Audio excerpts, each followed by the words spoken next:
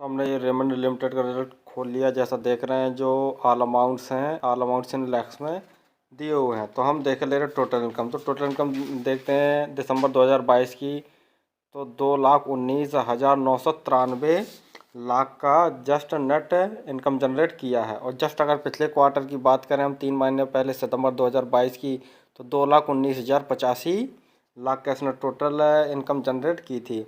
और जस्ट एक साल पहले यानी दिसंबर 2021 की बात करें तो 1,87,088 लाख की नेट इनकम जनरेट की थी। यानी अगर जस्ट पिछले साल के क्वार्टर से तुलना करते हैं तो रेवेन्यू बढ़ के आया है, यानी टोटल इनकम। और जस्ट 3 माह पहले से क्वार्टर से भी अगर तुलना करते हैं तो भी टोटल इनकम या रेवेन्यू बढ़ के आया, जो कि कंपनी के लिए बहुत बड़ी पॉजिटिव पॉइंट वाली बात है। लेकिन अगर पिछले क्वार्टर से तुलना करते हैं तो कुछ खास रेवेन्यू नहीं बढ़ा है। अब हम देख ले रहे हैं प्रॉफिट आफ्टर टैक्स। जैसा आप 9 नंबर पर देख पा रहे हैं, net profit loss for the period.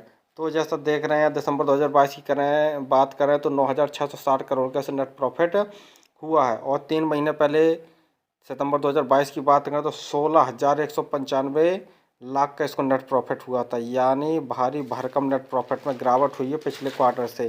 कारण यही रहा होगा कि कंपनी के जो खर्चे हैं यानी एक्सपेंसेस, उसमें सुधार नहीं ला पाई है कंपनी। और जस्ट अगर एक साल पहले की बात करते हैं हम दिसंबर 2021, तो उस समय इसको 10,107 लाख का नेट प्रॉफिट हुआ था।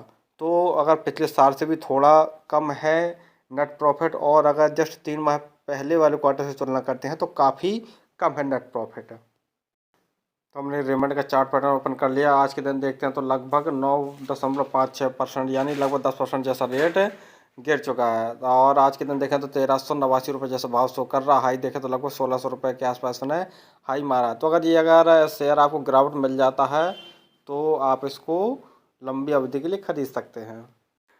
तो शेयर होल्डिंग पैटर्न में देख रहे हैं प्रमोटर 49.15 जैसी हिस्सेदारी है। एफआईआई भी बहुत सारा माल खरीद के बैठे हुए हैं और लगभग 1.31% जैसी हिस्सेदारी बढ़ा भी दी है। तो बढ़ा के 16.28% जैसी हिस्सेदारी कर ली है। म्यूचुअल फंड भी 2.51% जैसी हिस्सेदारी खरीद के बैठे हुए हैं। और इंश्योरेंस कंपनियां भी थोड़ा सा माल खरीदे हैं और थोड़ा डीआईआई भी। तो हम जैसे रिटेल भाइयों के लिए 29.59% जैसी हिस्सेदारी बचती है। तो फंडामेंटल में देख रहे हैं जैसे मार्केट कैप है 9,185 करोड़ का इसका मार्केट कैप है। और ये कंपनी डिविडेंड भी थोड़ा सा देती, 0.2% जैसे डिविडेंड देती है। और इस कंपनी के पास कैश फ्लो यानी नकदी, इसके पास 232 करोड़ का नकदी है।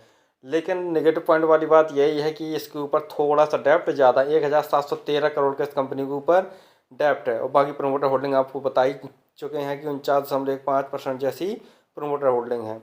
हाँ, आरओई और आरओसीई जरूर इसकी नेगेटिव है। और प्रॉफिट ग्रोथ भी स्वाभाविक सी बात ही नेगेटिव ही होगा। बाकी काम जानते ही होंगे, काम इसका वही कपड़े बनाने वाला, फैशन डिजाइनिंग वाला, और ये ब्यूटी प्रोडक्ट भी बनाती है और ये अंडर गारमेंट्स भी बनाती है। तो काम तो इसका ठीक ठाक और सदाबहार काम है और हमेशा चलने वाला काम है।